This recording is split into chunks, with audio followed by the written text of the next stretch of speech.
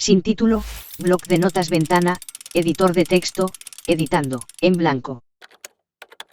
Los engranajes de Occidente, es una serie dedicada a estudiar los mecanismos psicosociales que están provocando la degradación de la civilización occidental. Capítulo primero. Hoy, la ventana de Overton. El principal reto al que se enfrenta la política del siglo XXI no es hacernos más felices, no es hacernos más libres, no es facilitarnos la vida y tampoco crear un entorno de seguridad personal en el que podamos prosperar. El principal reto de la política actual consiste en convencerte de cosas. Da igual que estas cosas sean moralmente chocantes o incluso disparatadas. Políticas identitarias, cambio climático, liberalización del consumo de drogas, prohibición de la prostitución, uso del lenguaje inclusivo, una visión sesgada de la inmigración o de la historia, suspender las autonomías, incrementar o reducir impuestos, república o monarquía, prohibición de las corridas de toros o su protección mediante subvenciones públicas, la eutanasia, el aborto, matrimonio gay, subvenciones a películas que nadie quiere ver o a lenguas que nadie quiere hablar, cuotas de género en las empresas privadas, defensa de la ocupación, defensa de la tenencia de armas, comer insectos, prohibir fumar en los bares, pagar por usar autovías que has pagado ya con creces, prohibir las bolsas de plástico, hacer que la religión sea obligatoria en las escuelas o esté prohibida. La política actual pasa por convencerte, a ser posible de un modo casi fanático, de cualquier idea que favorezca al partido en cuestión. Esta es una característica común a todos los partidos, sean del pelaje que sean. Siempre intentarán convencerte de sus ideas porque sus ideas favorecen a los suyos.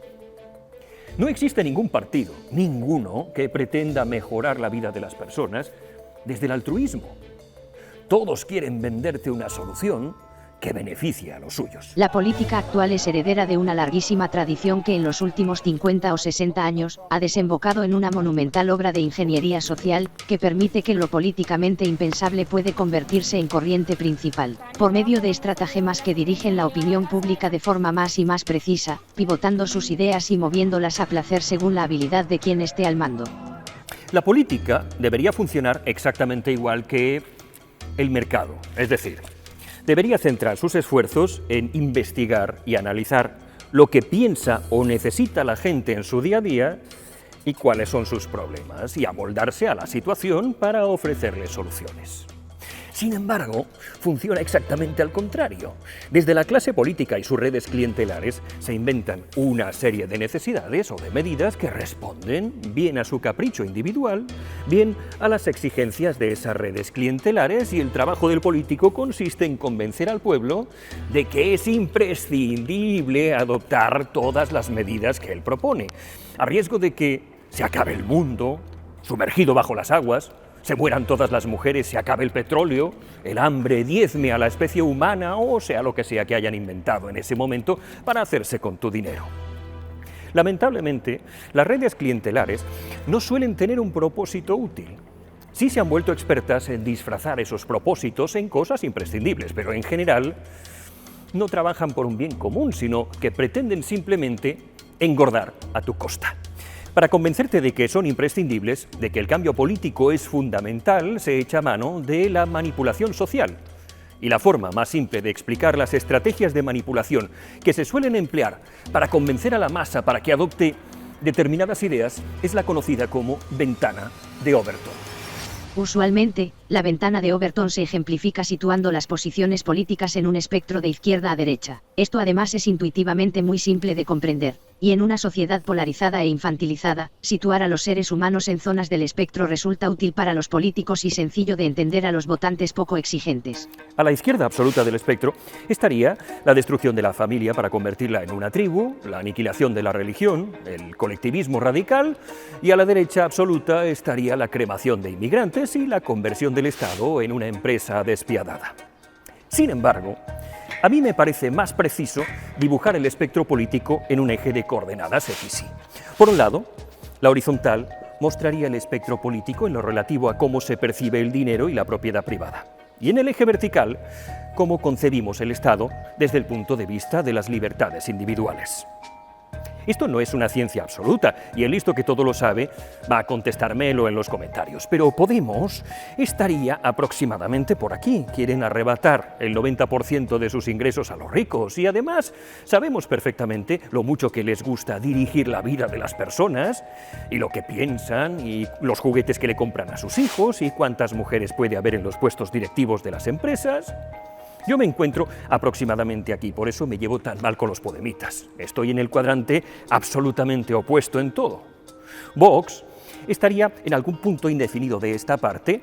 Por aquí estaría el PP, que es mediocre incluso para posicionarse en esta gráfica, y por aquí el PSOE, aunque hay días que se aproxima más a la posición de Podemos y días en que se mueve un poco más hacia el centro de la gráfica. Por cierto, fíjense que este eje de coordenadas nos revela una cosa, que los anarcoliberales fanáticos que queremos que la gente se muera por la calle sin hospitales no paramos de repetirles. No existe una posición que pueda defender la libertad individual y al mismo tiempo defienda la preponderancia de lo colectivo. O estamos de acuerdo con un modelo que defienda la propiedad privada, o somos nosotros los que nos convertimos en propiedad de otros. Tienes que optar. Comunismo o libertad, que se dice ahora. Esta gráfica, además, explica también por qué lo normal es que las naciones vivan atrapadas en un bucle de bipartidismo. Porque la mayor parte de los electores se concentran en el centro de esta gráfica, que es donde gravitan ideológicamente los partidos mayoritarios. La mayoría de los seres humanos se agrupan en algún punto cercano al centro de la gráfica. Y esta característica, como tantas otras, se distribuye formando una campana de Gauss donde los más radicales de cualquier punto del espectro son menos y menos hasta que solo quedan en los extremos Hitler, Pol Pot, Mao o Elisa Beni. Los políticos son perfectamente conocedores de este fenómeno y por eso saben que cualquier propuesta nueva que los beneficie debe estar encuadrada en un marco imaginario, una ventana donde residen las propuestas menos radicales y más fáciles de digerir por parte de la masa ignorante que los vota. También son conocedores de que en determinados asuntos pueden forzar la ventana de Overton para introducirlos en el debate público sin arriesgarse demasiado, porque existe una masa crítica de personas que, tarde o temprano, acabará por aflorar. Vamos a imaginar que en el espectro político surgiera un partido que quisiera acabar con toda religión que no sea cristiana y expulsar a todos aquellos que sean un poco más marrones de lo normal. Ese partido se situaría de forma natural en un rincón muy extremo de este espectro y sabe que sus intereses se encuentran muy por fuera de la ventana de cosas probables que la opinión pública está dispuesta a admitir. Entre lo que quiere y lo que puede proponer, ahora mismo, sin causar un gran revuelo y seguramente su propia ilegalización, existe una distancia colosal. ¿Cómo conseguir entonces abrir esa ventana, hacerla más grande o desplazarla hacia su punto del espectro de opiniones para forzar el cambio social? Joseph P. Overton introdujo el concepto en la década de 1990. Joseph Paul Overton nació en Michigan en 1960. Obtuvo una licenciatura en Ciencias en Ingeniería Eléctrica de la Universidad Tecnológica de Michigan y un doctorado en Jurisprudencia de la Facultad de Derecho Thomas Cooley de la Universidad de Western Michigan. Overton era un ferviente libertario. Para explicar lo que hacen los think tanks, diseñó un folleto que ilustraba la gama de políticas políticamente aceptables para la corriente principal en un momento dado. Esa idea finalmente se conoció como la ventana de Overton. Murió en el año 2003. Overton nunca esperó que su idea ganara un reconocimiento generalizado. Y de hecho, esto no ocurrió hasta después de su muerte.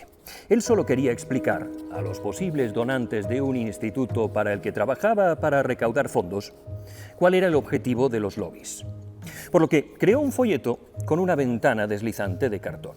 El folleto enumeraba la gama de posibles políticas sobre un solo tema, desde la menor hasta la mayor parte de la intervención del gobierno. En educación, que era lo que preocupaba a Overton, podía ir desde una inversión pública cero en educación hasta el adoctrinamiento obligatorio en las escuelas públicas por parte del Estado. Pero ninguno de estos extremos iba a suceder realmente. Solo se puede lograr una parte del plan, y cuando Overton presentó esa ventana de cartón deslizante, pudo explicar de un modo muy didáctico cómo diferentes políticas pueden caer en lo que él llamó la ventana de la posibilidad política. Los políticos no pueden promulgar cualquier política que les plazca, como si estuvieran pidiendo el postre de un menú. Tienen que elegir entre políticas que sean socialmente aceptables en ese momento, que quepan dentro de la ventana, porque los políticos saben que para seguir chupando de la teta, es imprescindible dar a sus votantes lo que ellos quieren oír, una gama de propuestas que puedan tragar con facilidad. La ventana de Overton define esa gama de ideas. En sí, la ventana de Overton es una descripción, no es una táctica. Cambiarla no significa proponer ideas extremas para hacer que las ideas algo menos extremas parezcan razonables. Se limita a expresar cómo las ideas entran y salen de moda en nuestra sociedad, de la misma forma que la gravedad explica por qué cae algo a la Tierra. La ventana de Overton no es algo que permanezca estático a lo largo del tiempo. De hecho, refleja ese cambio constante que tienen las ideas y ella misma cambia constantemente. Y es trabajo de la clase dirigente forzar ese cambio, volverla elástica, corregir su forma para su propio beneficio. Hay 5 formas principales que emplea la clase política para desplazar la ventana de Overton. La primera forma de desplazar la ventana de Overton es aprovechando una crisis. Cuando ocurre algo muy grande que sobrepasa el control de la mayoría de las personas, estas están más dispuestas a adoptar cambios y a veces incluso se vuelven más exigentes con las acciones y las políticas fuera de la ventana. ¡Fuera! ¡Fuera de aquí! ¡Fuera de aquí! ¡Fuera! ¡Fuera! ¡Fuera! Estos son ciudadanos normales, de barrio, casi siempre pacíficos, casi siempre inocentes y que no se meten en demasiados fregados. Expulsando a un chaval de un tren por no llevar mascarilla. Si nos llegan a decir hace 3 años que se aplicarían medidas restrictivas de nuestras libertades de asociación, movimiento y que habría personas normales que las apoyarían con fervor, no habríamos dado crédito. Y sin embargo, ya ven, aprovecharse de las crisis para limitar libertades individuales no es algo nuevo.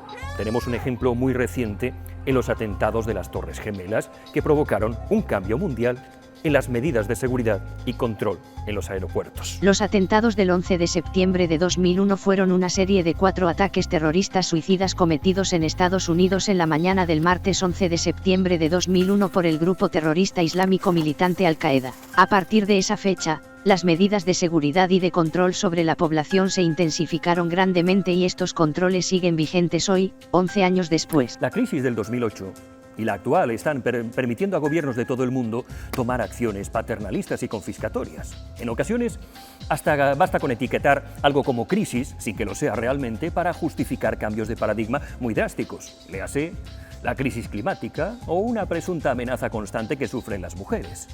Un partido político que quiera implantar medidas xenófobas aprovechará cualquier crisis migratoria para intentar convencer a la gente de que desplace su ventana hacia posturas racistas. Es una consecuencia más, no la causa, de la grave situación en la que se encuentra España y en la que se encuentra Europa. Los refugiados no son pacíficos refugiados, son violentos asaltantes jóvenes de nuestras fronteras.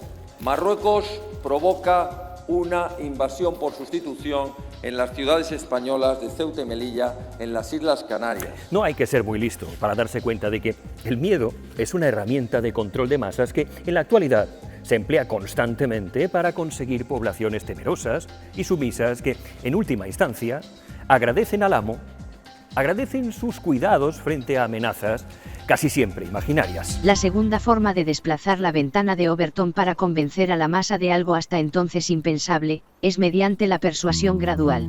A diferencia de las crisis que provocan cambios drásticos en muy poco tiempo, la persuasión gradual requiere de mayores esfuerzos e invertir más cantidad de tiempo, a veces 1 o 2 generaciones, para lograr los cambios deseados. Por ejemplo, el enorme experimento sociológico que ha supuesto la implantación del independentismo catalán es un claro ejemplo de la variación de los sentimientos a lo largo de la ventana de Overton, logrado muy a largo plazo, tras años de reeducación en las escuelas y los medios de comunicación. Hoy por hoy, casi el 80% de los catalanes están de acuerdo en votar un referéndum cuando hace unos años ni tan siquiera hubieran llegado a la mitad. Otro ejemplo muy evidente de este tipo de persuasión es el vuelco que ha dado a la sociedad con respecto al matrimonio de las personas del mismo sexo.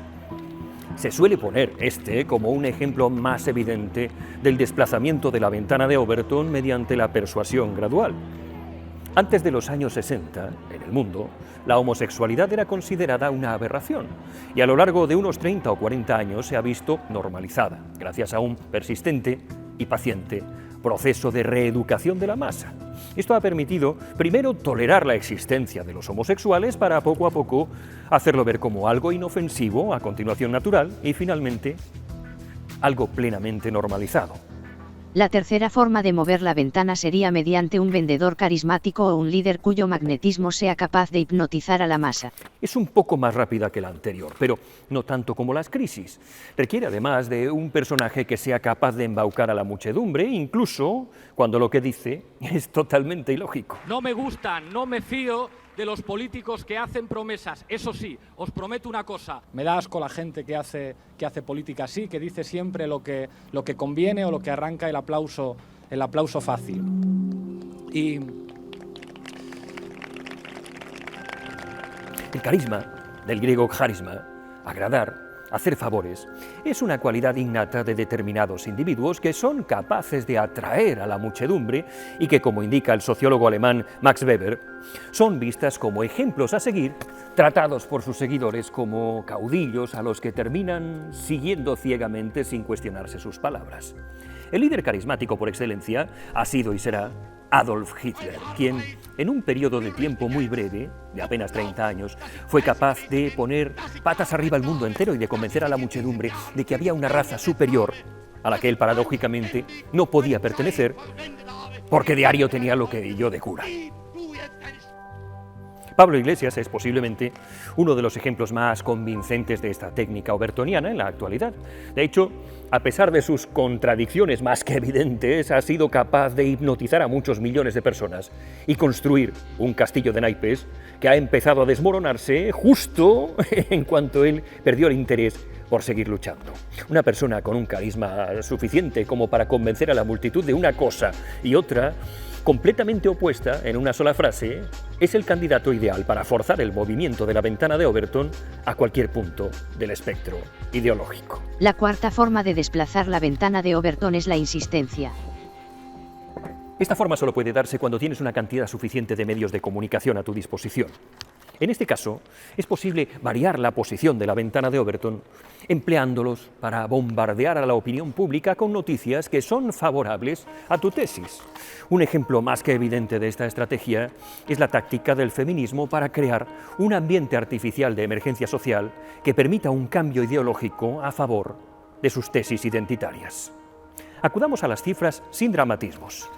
El año pasado 705 personas fallecieron en accidentes de trabajo en España, 3.941 personas se suicidaron, 1.370 personas perdieron la vida en las carreteras. Ese mismo año, fallecieron 43 mujeres a manos de sus parejas. Sin embargo, nunca abren los informativos ni los suicidios, ni las muertes por accidente laboral, y las muertes por accidentes de tráfico únicamente se comentan en las operaciones especiales de vacaciones. En cambio, todos los informativos abren con la misma noticia cuando se produce una muerte de una mujer a manos de su pareja, creando la sensación ficticia de que España es un país inseguro para las mujeres, lo que fuerza a la opinión pública a replantearse sus ideas. Es importante reseñar que la muerte por violencia de género tiene las mismas características que la muerte por accidente laboral o el suicidio. Las tres responden normalmente a una situación de precariedad. Precariedad económica, precariedad sentimental, precariedad laboral, precariedad familiar o una mezcla de todos estos factores. Las tres tienen un componente claro de presión social. Las tres son fuertemente determinadas por componentes psicológicos y las tres son absolutamente inevitables porque entran dentro de lo probable en el panorama de una sociedad dispar, plural, en la que caben locos, borrachos, imprudentes, violentos, depresivos o temerarios. El fenómeno de la insistencia tiene una clara ventaja. Convence a las personas individuales de que se quedarán solos si no comulgan con lo que se repite una y otra vez en los medios de comunicación. Tal vez experimente usted esto mismo en sus carnes cuando le resulta ya imposible hacer afirmaciones en público que contradigan la narrativa oficial. Esto usted lo hace porque tiene la sensación de que está solo y esta sensación es provocada por la insistencia, nada más que por la insistencia. Porque la insistencia desde las clases políticas que permean a las redes sociales provoca la falsa sensación de que el tema ha calado de un modo más profundo en la sociedad de lo que realmente ha calado. La quinta forma consiste en plantear algo mucho más radical de lo que se pretende conseguir, para que aquel cambio social que se persigue no resulte tan descabellado. No sé si recuerdan ustedes, hace unos años, una polémica propuesta de Pablo Echenique que sugería que los ricos debían pagar un 95% de impuestos. Es obvio que esto es una barbaridad, pero Echenique lo planteaba para que una subida de, pongamos, un 40 o un 50 no fuera vista como tan descabellada. De hecho, Echenique es un personaje habitual en las tácticas overtonianas para hacer pivotar a la opinión pública, ofreciéndoles ideas muy radicales para luego colar cosas mucho más asequibles. Cuando se usa esta táctica, suele ser habitual emplear un chivo expiatorio, alguien con un perfil algo más radical, un mando intermedio que sirva de saco de boxeo y que no represente a la voz oficial para poder acusarlo de intransigente, pero luego colarte lo que ellos realmente perseguían. En Vox, ese saco de boxeo es Jorge Buxadé. En el PP era Teodoro García Egea, a falta de un sustituto oficial. En el PSOE, Carmen Calvo. Este cambio se suele dar en 5 etapas que, en teoría política, se han señalado en decenas y decenas de ejemplos en los que la ventana de Overton se ha movido de un lado a otro, a veces consiguiendo cambios enormemente radicales para la opinión pública. En 2014, un artículo de RT en español que tradujo el artículo del columnista ruso Evgeny Gorzaltsan, popularizó el concepto de la ventana de Overton como una teoría de conspiración de manipulación social para legalizar cualquier cosa siguiendo una serie de pasos. Pongamos como ejemplo la aceptación del aborto en la sociedad. Verán, en un principio, la opinión pública encuentra impensable una determinada medida, en muchas ocasiones considerada un tabú. Para cambiar esta percepción, la clase dirigente puede trasladar a los científicos sus dudas, los científicos, obviamente, favorables a sus propósitos.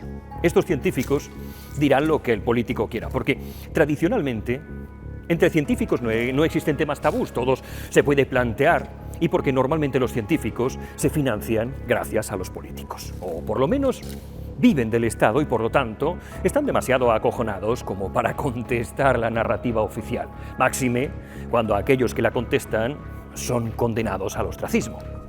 Paralelamente, los medios de comunicación mostrarán reportajes benévolos y 3 o 4 preceptores medianamente admirados intentarán sacarle hierro al asunto. Cuando yo era niño, recuerdo que las muchachas pudientes iban a Londres a abortar, y recuerdo también una revista satírica que bromeaba sobre el osito Misha, acudiendo a una clínica londinense con su osita. Como resultado de la primera etapa del cambio social, el tabú desaparece y el tema inaceptable empieza a discutirse de forma pública. Se lleva a los comedores, a los mercados, a las cafeterías, al ágora del pueblo. Progresivamente, el tema adopta una categoría popular. El fenómeno se verá retratado sin rubor en películas, en canciones, en vídeos de YouTube. Se glorificará la sensación de libertad que supone para las mujeres el aborto libre y gratuito y sin restricciones. Se señalarán personas famosas que abortaron para encontrar inspiración. La legislación empezará a trabajar para arropar el fenómeno y desde la esfera popular la medida tomará una dimensión política. Hay infinidad de ejemplos que han seguido o están siguiendo esta estrategia de cambio, desde la eutanasia a la aceptación de la transexualidad, desde las políticas identitarias a la república, desde el cambio climático a la laicidad de los estados, desde el incremento de impuestos a la abolición de la prostitución. Toda actitud, idea, ley, obligación o prohibición que un político quiera imponer está en un marco móvil que se pasea a su voluntad por la convicción de la masa.